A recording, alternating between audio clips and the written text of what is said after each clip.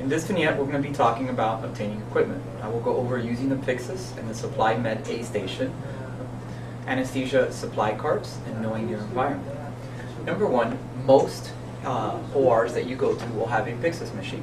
In order to access the Pyxis machine, you will be given an ID number by the IT department.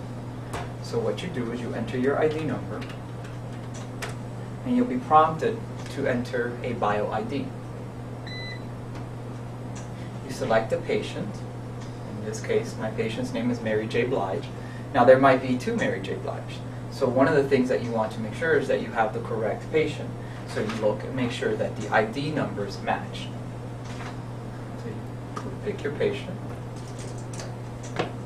Now Mary J., she is going to have a procedure where I'm going to use an LMA. So I'm going to use an LMA number 3.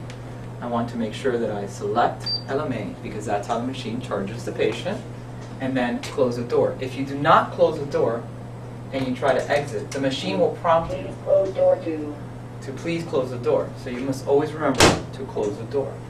All this is always your responsibility. You must gather all your equipment before the case starts. One of the things that you want to do is you want to be aware of your environment and all the things that you would need to gather before a case. If the IV fluids are in the Pyxis machine, you need to get those before the case. If any of your anesthesia supplies are within the Pyxis machine, those are supplies that you want to gather before the case and have everything ready before the case begins. So again, in this vignette we have gone over using the Pyxis supply machine, anesthesia supply carts, and knowing your environment.